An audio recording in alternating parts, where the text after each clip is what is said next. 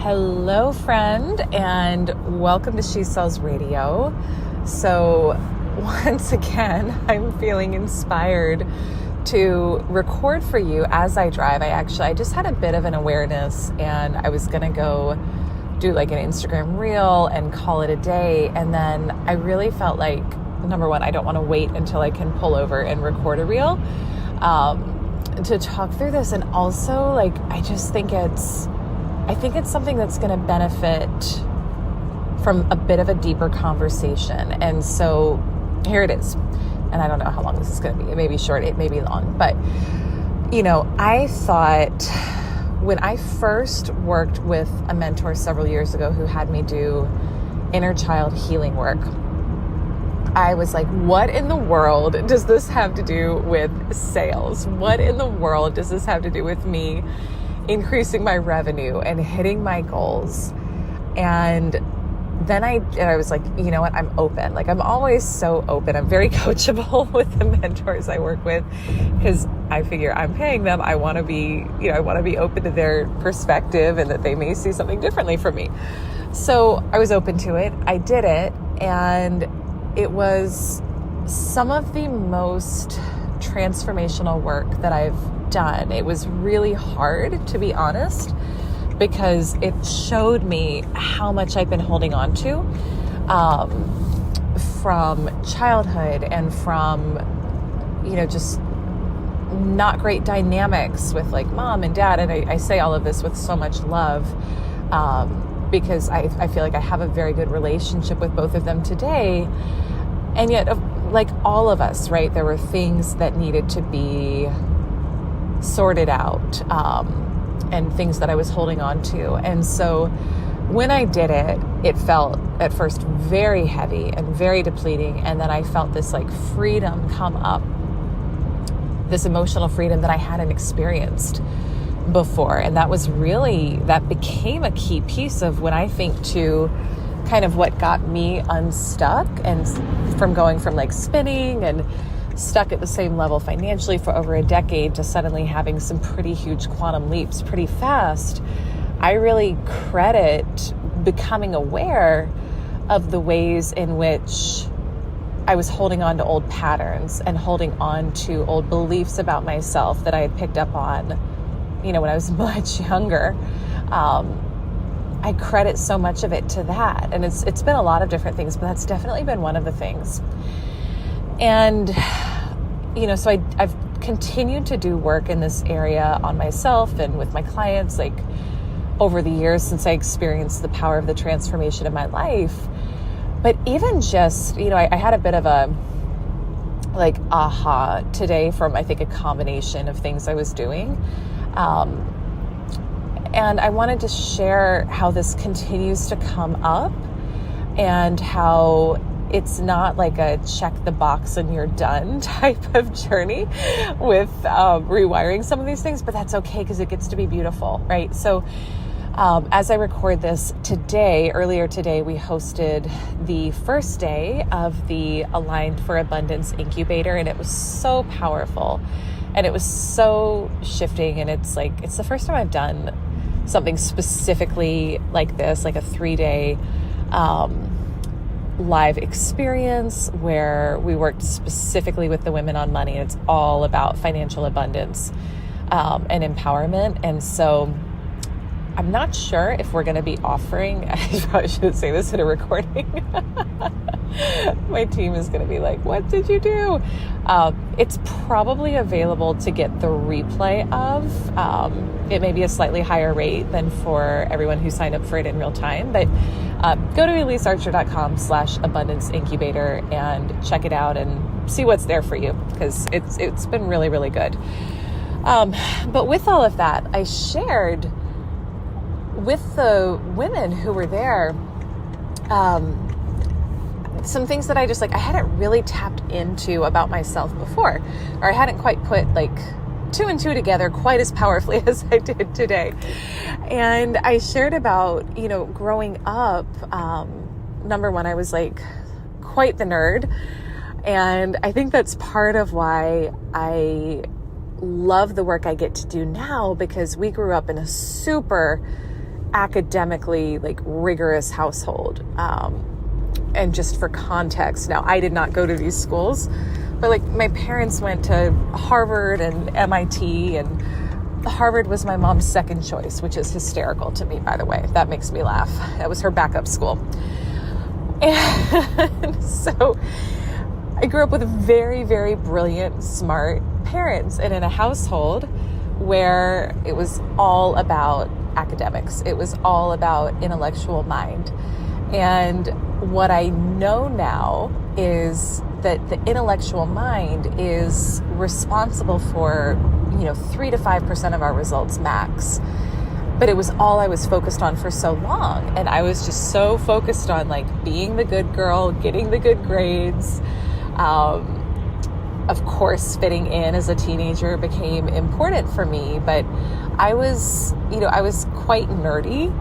And I didn't quite feel like I fit in. Like I definitely was not one of the quote unquote cool girls. I had friends. I kind of had like a lot of friends from a lot of different groups, but I was never like one of the most popular kids. I was like smart. I had good friends from different groups, but there was definitely always a part of me that like so wanted to be one of the most popular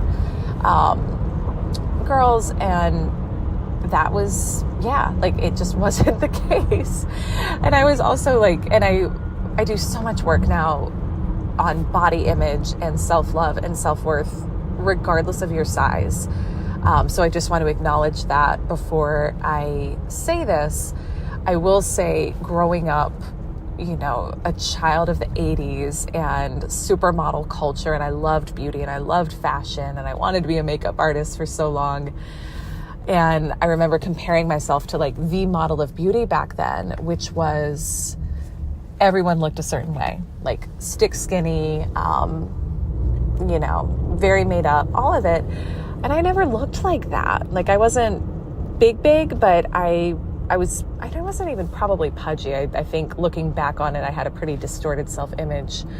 But I wasn't skinny. And I remember thinking if I could just like look a certain way, then I'd be more accepted. Then I'd be more powerful. Or not more powerful. I didn't care about that. Then I cared about being liked. Then I'd be liked, etc. And so all of that to say, that part of me, like I've done a lot of work on healing that part of me, the part that feels the need to fit in, the part that feels the need to be liked, because actually there's a great deal of me that's like quite contrarian and wants to go against the mold of what mainstream society says is possible, should be possible, how we're expected to act, how we're supposed to show up. Like I disagree with most all of it. And yet that part that like wants to be accepted and wants to fit in and sometimes feels scared to show up and say what she really thinks, she sometimes still like comes up. And so I just had an awareness from a situation from earlier today where that was happening like on a deeper level. And I wanted to share like what I do in those moments, because I had to get really conscious and aware of, it wasn't about the circumstance that was presenting itself. It was about my perception of me. And it was about the part of me that was still hoping to be liked and hoping to be picked by somebody else, and hoping to be told I was good enough. And again, it doesn't matter how much work you do on these things, like these things can still come up, and they can come up in sneakier ways or more subtle ways, like the more work we do on them, but they still can come up. And I see this hold women back so much when it comes to career and money and clients. Like this was another part of the conversation in the incubator today, and it's a big part of what we worked on at our most recent retreat in Sedona, is picking yourself. Like if you are waiting to be picked by someone else, and a lot of this was inspired by an article Seth Godin wrote like back in 2011. If you're waiting to be picked by someone else, if you're waiting for your clients to come to validate you. If you're waiting for money to show up to make you feel abundant, if you're waiting for the dream opportunities to come to tell you that you have a good enough message or a good enough idea, you're going to be waiting a long time, because that's not how it works. And so we have to learn and remember, and sometimes remember again and again and again, that the transformation is an inner shift and the work is an inner shift. And in my own experience, when I stopped looking for validation outside of me and I started really owning who I was and loving who I was, not just saying it. And it was a process of, for a while, I just said it to myself. I said, I love you. I think you're amazing. I'm proud of you, before I actually felt it. And sometimes that is the process. And it felt so foreign and so strange at first. But I'm here to tell you that type of work, if you do it enough, you will start to believe it. And it will radically shift your self-image, which in turn, as your self-image shifts and you see yourself as someone who is worthy and deserving of more, your results will shift to mirror that as well. But so that was a big part, like I said, of the conversation today in the incubator, and something I'm going to be going deeper in with the women over the next couple of days as well, is just any sort of seeking outside of us for worthiness, validation, fitting in, you're enough. It's not the path to the quantum leap. People were in there and they were like, how did you do what you did so fast? I'm here to tell you, it wasn't tactical. It wasn't what I was doing. It was who I was being. I finally got it. And I finally stopped apologizing for who I was, for the fact that, yeah, you know what, I am a little bit nerdy and I like it. And yeah, you know what, fitting in with mainstream is actually not what I want, because I don't agree with much of what's mainstream. And started to really just lean into falling in love with myself and my ideas and my brilliance and my energy and my body, even though that had been a big thing for years.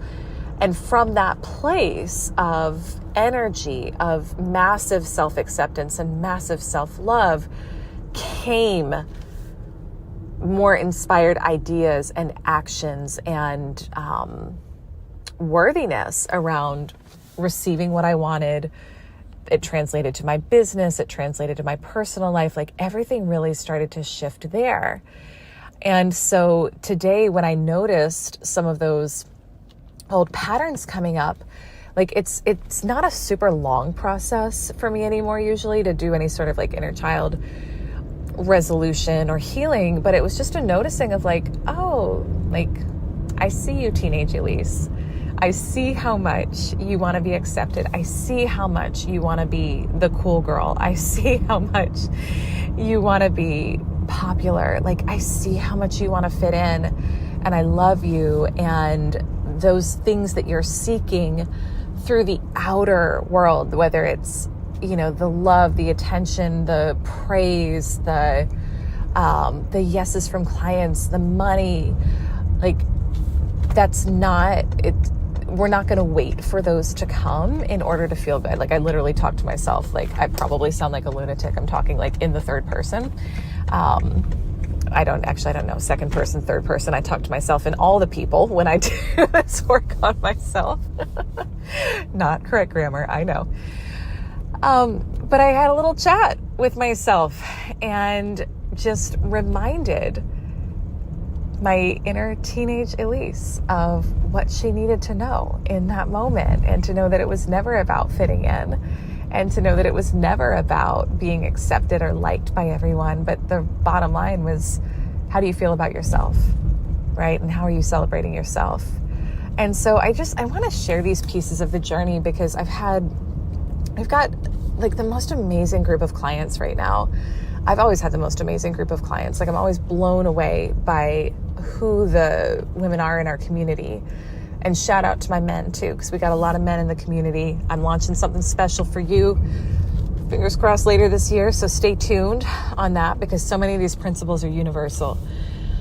But all are welcome here. Always, always, always all are welcome. I want to be very, very clear on that.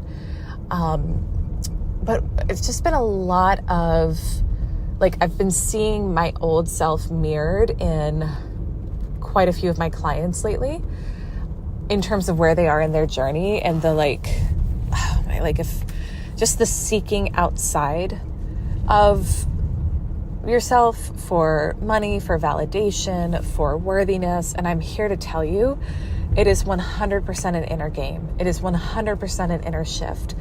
And this is what I think when we can really get this, and this is why I'm so passionate about sharing this. Like, am I here for the tactical?